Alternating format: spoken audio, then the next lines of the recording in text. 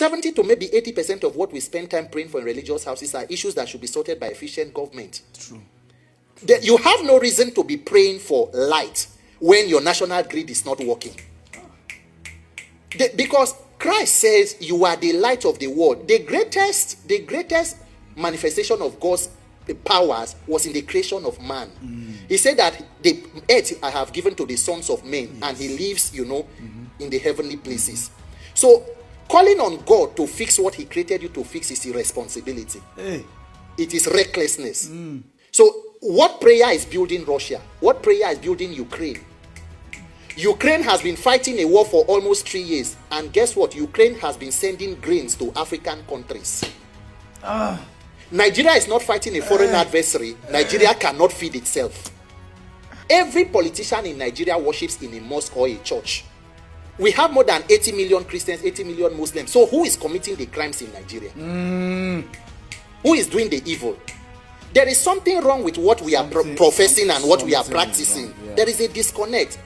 And then when you come out as a religious leader and you are preaching and you say the Lord you are protected with a pillar of cloud in the day and a pillar of fire at night.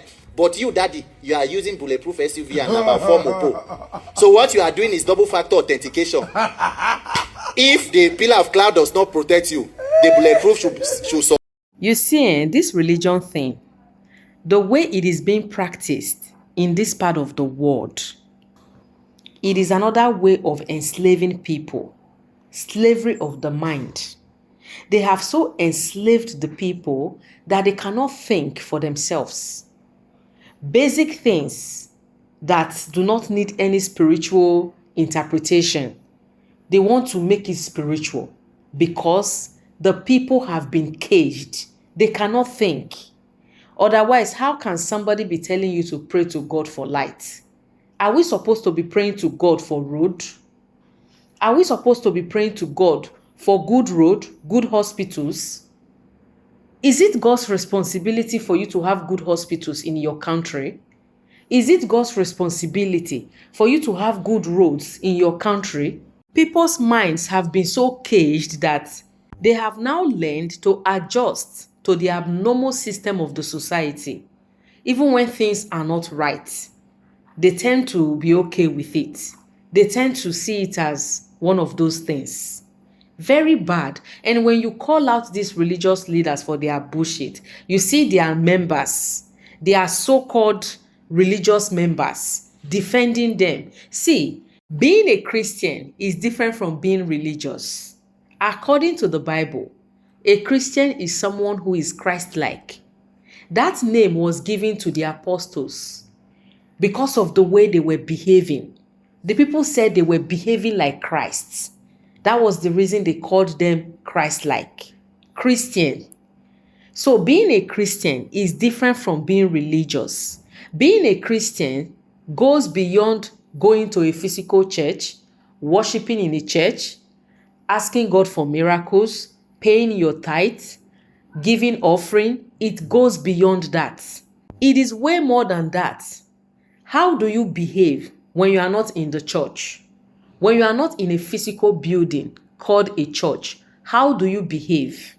How is your relationship, your personal relationship with God? And your personal relationship with God would determine your relationship with fellow human beings.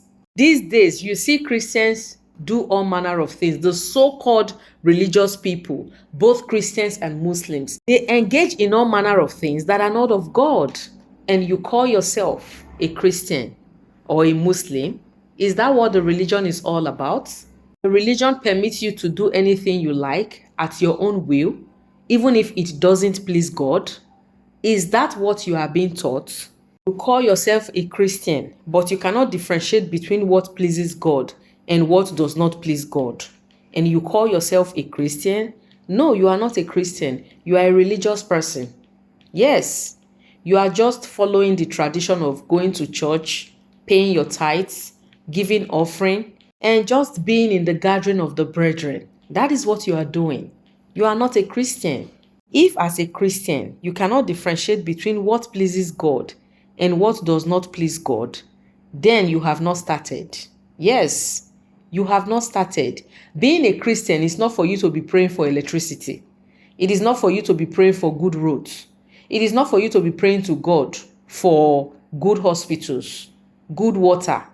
All these things are basic amenities that should be provided by your government. So you hold your government accountable. That's the reason sometimes I think that these religious leaders are even used as a distraction to distract the people. Because instead of telling them the truth, you tell them to pray. When they are supposed to act, you tell them to pray. Instead of telling them to demand accountability from the government, to ask the government questions and demand certain things from them, let their voice be heard so that the government can sit up, you tell them to pray.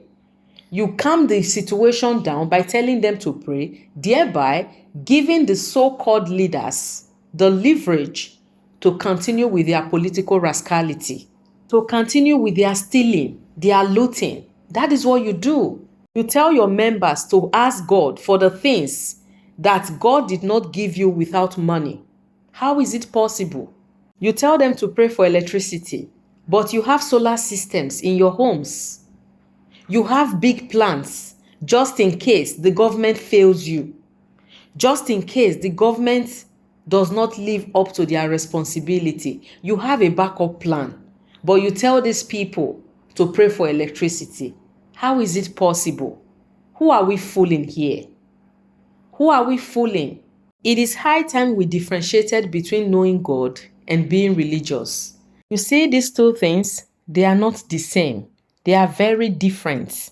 It is even annoying, more annoying, when as a Christian you decide to speak about the silence of these religious leaders, these pastors, these imams. When you decide to speak about their silence regarding the irresponsibility of the government, you see some people who call themselves Christians calling you all sort of names, telling you that God is going to destroy you, God is going to judge you, God is going to condemn you because the Bible says, touch not my anointed. Really? If we can call out the government for not living up to their responsibility, we can call out influencers, celebrities who people look up to for misleading people. Why shouldn't we call out these religious leaders? Because if you know God personally for yourself, it is between you and God. But if you decide to have a church and you decide to be a shepherd and have a flock of people you are leading as a shepherd, then when you do anything wrong, be ready to be called out because the people are looking up to you. They are learning from you. They are following your footsteps. They are copying from you. And some followers are so gullible that whatever their pastor does is right in their eyes. No matter how glaring it is that that thing is wrong, they consider it right because their pastor did it.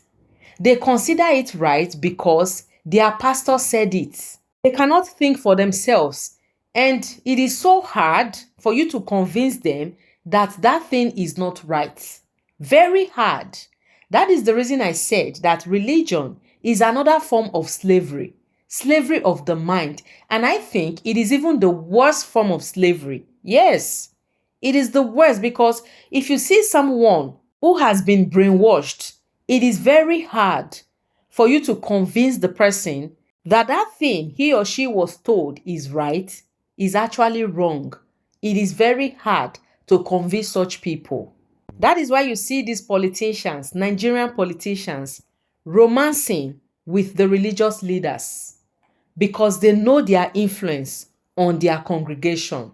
They know the influence of these religious leaders on their followers. They are so quiet now, but when it is time for elections, you will see them all over the place, seeing visions, prophesying. We would see them, they would start telling us how God is going to use so person in 2027, how God is going to start using so person after 6 months, how we should be patient with whoever emerges as the president because God is going to use the person irrespective of how they got to the seat of power.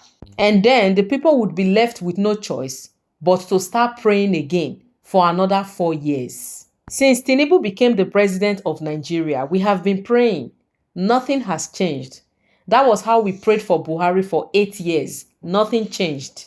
Does it mean that God does not answer prayers? While we are still praying, hoping that this Tinubu APC-led administration will do well, they are already planning for the 2027 elections.